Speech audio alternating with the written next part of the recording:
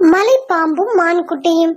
குரட்டி என்ற பெயர் கேட்டால் மஞ்சளாறு காட்டில் சிறுத்தைகளும் புலிகளும் கூட பயப்படும். 20 அடிக்கும் நீளமான மரங்களின் கிளைகளில் படர்ந்திருக்கும் தனது அழகிய உடம்பும் கரும்புள்ளிகளும் அதற்கு பெருமையாக இருந்தது.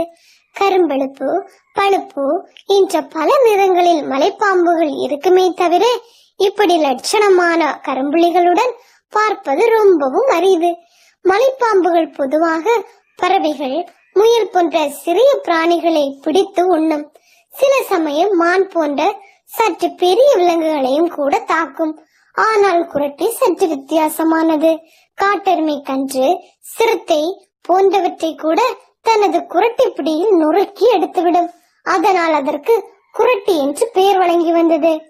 குரட்டி தனது தலையை ஒரு கிளையின் மீது வைத்தபடி ஆற்றங்கரையே பார்த்து கொண்டிருந்தது.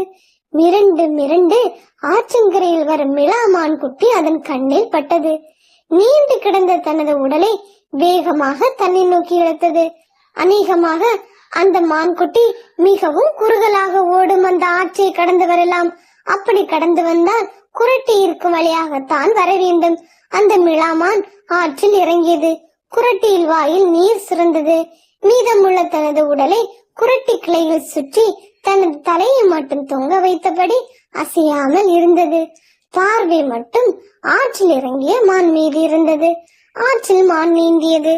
இதே மரத்தில் இருந்துதான் குரட்டி ஒரு நாள் ஒரு சிறுத்தையை மடக்கி பிடித்தது. ரப்பர் போன்ற தனது உடம்பை கயிறு போல் பாவித்து இறுக்கிய வேகத்தில் சிறுத்தையின் எலும்புகள் மடமடவென்று முறிந்தன. மான் கரையேறிவிட்டது. குரட்டி அசையாமல் இருந்தது. அந்த மரத்திற்கு அருகாமையில் வந்த பாதையில் சுற்றி பார்த்தபடி நடந்து வந்தது அந்த மான். சொல்லி வைத்தது போல் அந்த மரத்தடியில் வந்து நின்றது. குரட்டி மான்குட்டியின் கழுத்தில் மாலையாய் விழுந்தது. அம்மா என்று கதறியது மான்குட்டி. எதிர்பாராத தாக்குதலால் நிலை குலைந்து போனது.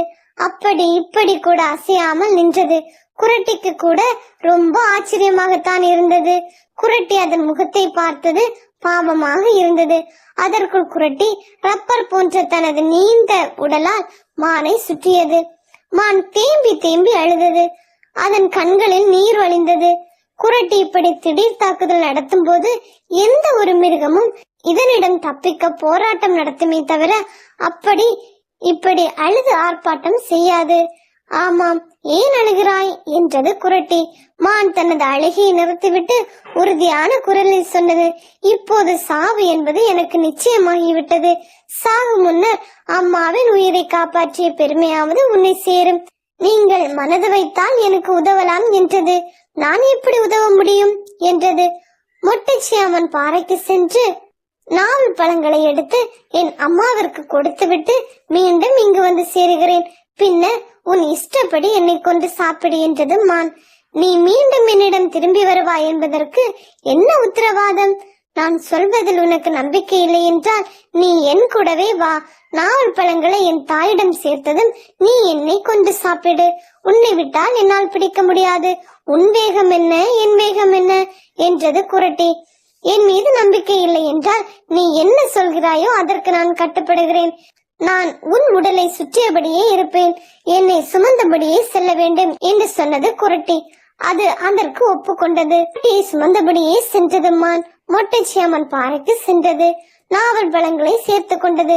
மலைப்பாம்பு தன் உடலை சுற்றி இருக்க உற்சாகத்துடன் நடந்தது. தனது அம்மாவுக்காக தன்னுடைய உயிரை கொடுக்க ஒரு வாய்ப்பு கிடைத்தது. அதற்கு சந்தோஷமாக இருந்தது. மான் தன் இருப்பிடத்திற்கு அருகாமையில் வந்தது. தன் இருப்பிடத்தையும் படுத்து கிடக்கும் அம்மாவையும் காட்டியது. குரட்டி அதன் உடம்பில் இருந்து மெல்ல இறங்கியது. நாவல் பழங்களை கொடுத்துவிட்டு தப்பிக்கலாம் என்று நினைத்தால் அப்புறம் நோய்வாய்ப்பட்டிருக்கும் உனது அம்மா எனக்கு உணவாக நேரிடும் என்றது குரட்டி.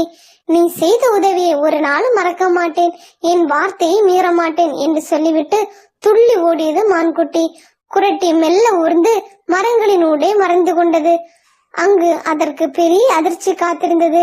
அங்கு 15-20 மான்கள் உடல் நலம் விசாரித்தபடி இருந்தன. அதில் 2-3 மான்கள் ஒன்று சேர்ந்தால் கூட அவற்றின் கொம்புகளால் தனது தலையை குத்தி கிழித்து விட முடியும். இப்படித்தான் சென்ற வாரம் ஒரு மலைப்பாம்பை 2 பெரிய மிளாமான்கள் கொம்பினால் நசுக்கி எடுத்து விட்டன.